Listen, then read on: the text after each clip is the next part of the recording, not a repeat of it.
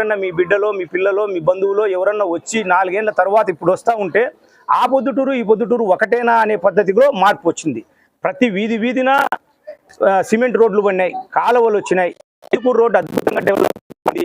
Gandhi park అని చెప్పేసి మున్సిపాలిటీకి ఎదురుగా ఉండే పార్కుకి ఈరోజు వందల మంది వేల మంది ఎంతో మంది సాయంత్రాల పూట వాళ్ళ పిల్లల్ని పిలుచుకొని పోయి ఆహ్లాదకరంగా వాళ్ళు ఉండారు. ఇక ఎక్కడ చూసినా రోడ్లు వీలైనంత వరకు వైడన్ చేయగలిగినాం. నీళ్లు గతంలో వచ్చేవి కాదు. ఏ అర్ధరాత్రో అపరాత్రో ఎప్పుడో సందర్భంలో వస్తే ఆడవాళ్ళు చాలా ఇబ్బందులు పడి నీళ్ల కోసము చాలా సతమతమయ్యేటోళ్ళు. కానీ ఈరోజు ప్రతిరోజు నీళ్లు ఇవ్వగలిగినాం. ఇవన్నీ ఈ సమస్యలు గతంలోనూ కూడా ఉన్నాయి. కాకపోతే ఆనాటి పాలకుడైనటువంటి వరదరాజరెడ్డి గారు ఏ రోజు ఈ సమస్యల మీద దృష్టి పెట్టలే, ఏ సమస్యను తీర్చలే. మనం వచ్చిన ఈ 5 సంవత్సరాలలో 2 సంవత్సరాలు కరోనా కాలానికి పోతే మిగిలిన 3 సంవత్సరాలలోనే ఇంత అభివృద్ధి మనం చేయగలిగినాం. ప్రొద్దుటూరు పట్టణానికి ఇంత అభివృద్ధి, నీళ్లు ఇవ్వగలిగినాం, రోడ్లు వేయడం చేయగలిగినాం, పార్కులు కట్టించగలిగినాం, పాత మార్కెట్ను పగలగొట్టి కొత్త మార్కెట్ కట్టించబోతున్నాం, ఆర్టీసీ బస్టాండ్ కట్టించబోతున్నాం, ఆర్ట్స్ కాలేజీలో డబ్బులు వెచ్చించి అవన్నీ ఏర్పాటు చేయబోతున్నాం. ఇన్ని డెవలప్మెంట్ పనులు మనం చేయగలిగినాం. ఈ చేసేదానికి కూడా కారణం ఏంటంటే జగన్మోహన్ రెడ్డి ముఖ్యమంత్రి కావడం, జగన్మోహన్ రెడ్డి మనవాడు కావడం, మన జిల్లా వాడు కావడం వల్ల మనకి ఇన్ని డబ్బులు ఇన్ని నిధులు ఇచ్చినాడు. అదే చంద్రబాబు నాయుడు కన్నా ముఖ్యమంత్రి అయితే మన జిల్లాకు ₹1 కూడా ఇవ్వడు. ఇన్నేళ్ల కాలంలో చంద్రబాబు నాయుడు 14 సంవత్సరాలు ముఖ్యమంత్రిగా పదవిని వెలగబెట్టినాడు. ఈ 14 సంవత్సరాల్లో ₹1 కూడా మన నియోజకవర్గానికి ఆయన ఇవ్వలే. అంటే ఆయనకు మన మీద ప్రేమ లేదు. నా జిల్లా కాదు, నాకేమి ఇది ఇవ్వాల్సిన అవసరం లేదు, నేను ఏ చిత్తూరు అని చెప్పినాడే తప్ప కడపకి ఇవ్వలే. కానీ మన ముఖ్యమంత్రి జగన్మోహన్ రెడ్డి మన కడప జిల్లా వాడు, మనవాడు కాబట్టి మన నియోజకవర్గానికి ₹520 కోట్ల ఇచ్చినాడమ్మా. 520 కోట్లు సామాన్యమైన విషయం కాదు. ఇది ఒక నియోజకవర్గానికి 520 కోట్లు ఇవ్వడం అనేది. కాబట్టి ఇవన్నిటిని మీరు ఆలోచన చేయండి. మళ్ళీ ఈరోజు వరదరాజరెడ్డి గారు 25 సంవత్సరాలు 5 పర్యాయాలు ఎమ్మెల్యేగా కొనసాగినాడు. ఈ 5 పర్యాయాల్లో ఎప్పుడన్నా ఇట్లా రోడ్లు కానీ, కాలువలు కానీ, నీళ్లు కానీ, పార్కులు కానీ, ఇంకోటి కానీ ఆయన డెవలప్మెంట్ చేసిన దాఖలాలు ఏమన్నా ఉన్నాయా ఒక్కసారి ఆలోచన చేయండి. ఇదే రాచమల్లు ప్రసాద్ రెడ్డి ఈ 5 ఏళ్ల కాలంలో, మన ప్రభుత్వం వచ్చిన 5 ఏళ్ల కాలంలో 2 సంవత్సరాలు కరోనాకు పోతే మిగిలిన 3 సంవత్సరాలలోనే ఇంత అద్భుతమైన ప్రగతిని, డెవలప్మెంట్ను మనము సాధించగలిగినాం. ఇంకొకటమ్మా, కరోనా కష్టం వచ్చింది.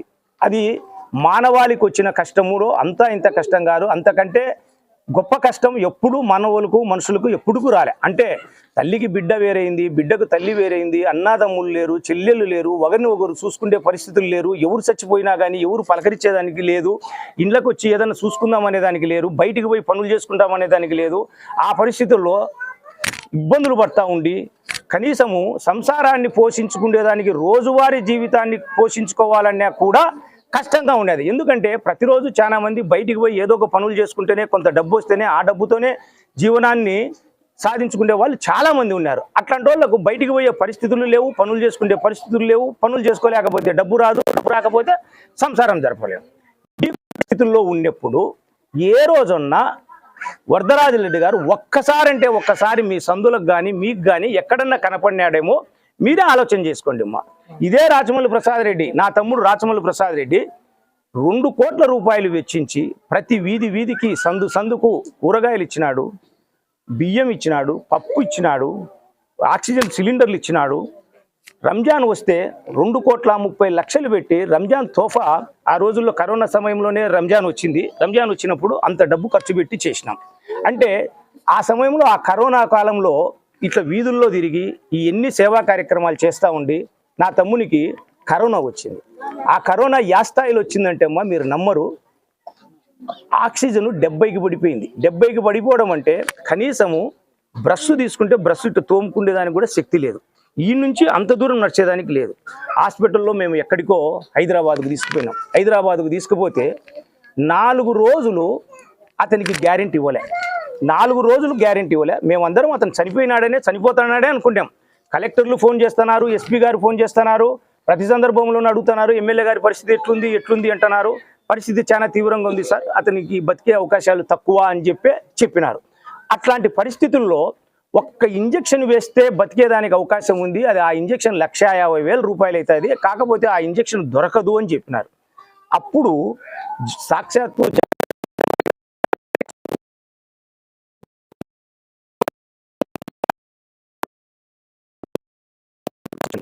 ఆ 2 ఇంజెక్షన్లు వేసుకున్న తర్వాత నా తమ్ముడు కోలుకొని దాదాపు సంవత్సర కాలం పట్టింది తిరిగి మామూలు మనిషి కావాలంటే.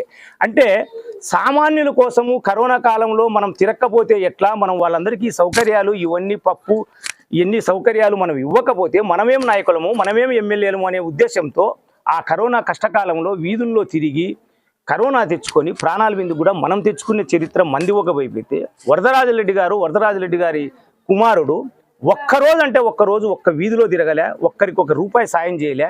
సహాయం చేయకపోతే పోనీలే, ధైర్యంగా నేను ఉండాను అనే ధైర్యం కూడా ఏ వీధుల్లోకి తిరగలే. అంటే ఆయన ప్రాణాల కాటికి వచ్చేటప్పుడు ఆయన మాత్రం బాగా భద్రంగా ఉన్నాడు. ప్రజలు ఎంత ఇబ్బందుల్లోనో ఎంత కష్టాలలోనో సమస్యల్లో ఉన్నా కానీ పట్టించుకోలే. మనం పట్టించుకున్నాం, నెత్తిమిందికి తెచ్చుకున్నాం, ప్రాణాలు పోయినట్టు అయినాయి. దాదాపుగా ప్రాణాలు పోయినాయేనే అనుకున్నాము. ఏదో ఆ భగవంతుందయ్యా మీ అందరి ఆశీర్వాదాల వలన బతికి బయటపడినాడు.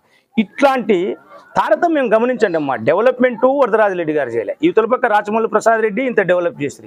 ఇంకొకటి మా దగ్గరికి వచ్చి ఏదైనా సహాయం అర్థిస్తే రాచమల్లు ప్రసాద్ రెడ్డి అనే వ్యక్తి ఏంటంటే సహాయము అంటూ తన దగ్గరికి వస్తే అది చిన్న పెద్ద ఈ ఊరు ఆ ఊరు అని చూసుకునేదిలే, తప్పనిసరిగా డబ్బులు ఇవ్వడం సహాయం చేయడం. ఈ మధ్య కాలంలో కూడా 2-3 నెలలు 6 నెలల కిందట కూడా ఒక ముస్లిం సోదరు వచ్చింది, బ్రెయిన్ ట్యూమర్ సార్, భార్యాభర్త చిన్న పాపను ఎత్తుకొని వచ్చింది.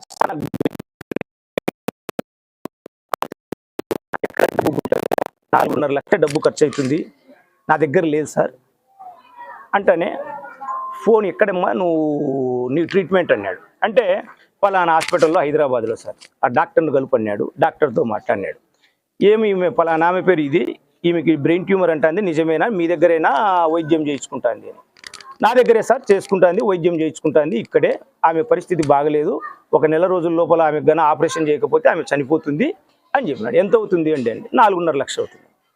కూర్చోబెట్టి లోపలికి పోయి 4.5 లక్షలు తీసుకొచ్చి ఆమె చేతికి ఇచ్చి ఆమెను పంపించి ఆ తర్వాత ఆపరేషన్ చేయించుకున్న తర్వాత ఆ సోదరి తిరిగి వచ్చి నాకు ప్రాణదాత మీరే సార్ అని చెప్పేసి దండం పెట్టుకుంది.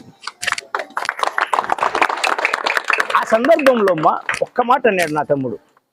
ఇంట్లో వాళ్ళు ఎవరో అడిగినారు, ఇట్లా ఎవరో మన దగ్గర స్నేహితులు ఇంకొకరో ఎందుకు ఇట్లా 4.5 లక్షలు అట్లా వాళ్ళకి ఇస్తే అదిలే ఇదిలే అని అంటే అప్పుడు చెప్పినాడు. ఒక్క మాట అన్నాడు, నేను వింటాను అప్పుడు.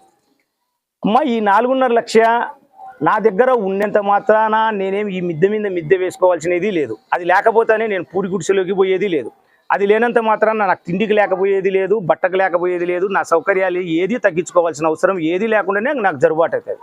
కానీ అదే 4.5 లక్షలు మనం ఇవ్వకపోతే ఆమె చనిపోతుంది. ఆమె చనిపోయేదానికంటే మనకి 4.5 లక్షలు పెట్టుకొని ఎందుకు ఉందమ్మా, దాంట్లో బీరువాలో పెడతాం, 4.5 లక్షలు ఉంది అనుకుంటుంటాం. అది లెక్క లేకపోయినా ఉండినా పెద్ద తేడా పడేది లేదు. కానీ ఆమెకు మాత్రం ప్రాణం చాలా విలువైంది అని చెప్పేసి ఇట్లాంటి మానవతా హృదయంతో కోకొల్లలు చేసినాడమ్మా. కోకొల్లలు 1, 2, 3, 4 అని చెప్పను, 100ల సంఖ్యలో చేసినాడు. తను ఎమ్మెల్యే కానప్పుడు కూడా ఇట్లా డాక్వాలే వడ్డీ లేని రుణాలు ఇస్తూ ఉన్నాడు. బీదలు ఎవరన్నా రాని ఇవ్వడము, ఆ కోడలు అత్త కొట్లాడుకుంటేనో లేకుంటే తల్లిని చూసుకోలేక కొడుకును చూసుకోలేక తల్లి ఇలా ఉన్నప్పుడు మన దగ్గరకు వస్తే సార్ నాకు నా కొడుకు కోడలు అంతా ఉండారు కానీ అన్నం పెట్టడం లేకుంటే నాకు మందులకు చూడడం చేయడం లేదంటే ప్రతి నెల మేము మందులు ఇస్తాండే కార్యక్రమం ఇప్పటికి కూడా కొనసాగుతున్నాయి. ఇట్లాంటి ఎన్నో సేవా కార్యక్రమాలు. ఈ మధ్య కాలంలో కూడా రాజన్న భోజనం అని చెప్పేసి వివేకానందకి ఎదురుగా ఉండేది రాజన్న భోజనం అని చెప్పేసి ప్రతిరోజు 2,000-2,500 మందికి మేము భోజనం పెడతా ఉన్నాం. కాకపోతే ఇప్పుడు ఏదో ఎలక్షన్స్ టైం ఏమని చెప్పేసి పెట్టకూడదని చెప్పింటే పెట్టడం లేదు. అంటే అక్కడికి కూడా మేము ఎందుకు ప్రతిరోజు ఎవరో ఎంతోమంది అన్నానికి ఉండేటోళ్ళు, ఆ టైంలో అక్కడికి ఉండేటోళ్ళు మంచి చెడ్డ ఉందాంలే చేద్దాంలే అనే మంచి మనసుతోనే నా తమ్ముడు ఆ విధంగా అన్నదాన కార్యక్రమం పెట్టి చేస్తున్నాడు. ఇట్లాంటివి నా తమ్ముడిని 2 సార్లు ఎమ్మెల్యేగా అనుకునేందుకే మేము ఏమనుకుంటామంటే ఈ ప్రొద్దుటూరు సమాజం మాకు ఎంతో ఇచ్చింది, ఇంత గౌరవాన్ని ఇచ్చింది, ఇంత కీర్తి ప్రతిష్టలను ఇచ్చింది. ఎవరు ఇచ్చినది? ప్రొద్దుటూరు ప్రజలు కదా, వీళ్ళ వలన కదా నేను ఎమ్మెల్యే అయినా, వీళ్ళ వలన కదా నాకు ఇంత గౌరవము. కాబట్టి వీళ్ళకి నేను ఏదో ఒకటి చెయ్యాలనే ఉద్దేశంతో మాకుంది తలంపు. ఇదే వరదరాజరెడ్డి గారికి 25 సంవత్సరాలు ఇచ్చినారు. మా తమ్మునికి 2 సార్లు అయితే ఆయనకు 5 సార్లు ఇచ్చినారు.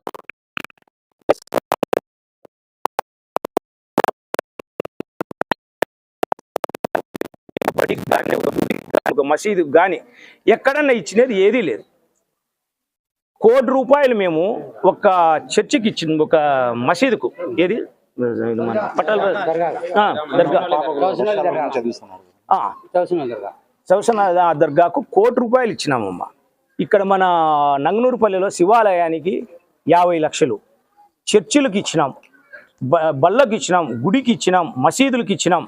ఒక పాప మంచి ఇంటెలిజెంట్ చదువుకుంటుంది కానీ డబ్బు లేదు, ఆ పాప వచ్చింది. ఆ పాపకు 50 లక్షలు ఖర్చు పెట్టి రష్యాకు పంపించినాం. డాక్టర్ కోర్స్ చదువుతాను.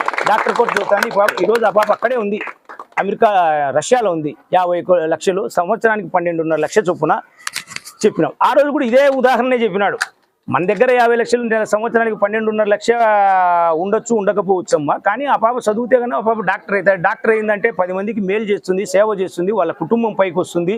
ఇవన్నీ ఇట్లాంటి మంచి మనసుండే వ్యక్తి నా తమ్ముడు అని చెప్పుకోవడం లేదు, కానీ ఇవి ఉండేది. ఇవన్నీ మీరు గుర్తించి రాబోయే రోజుల్లో తప్పనిసరిగా మీరు ఫ్యాన్ గుర్తుకు ఓటేసి అఖండమైన మెజార్టీతో గెలిపించండి తల్లి. నమస్తే అమ్మా.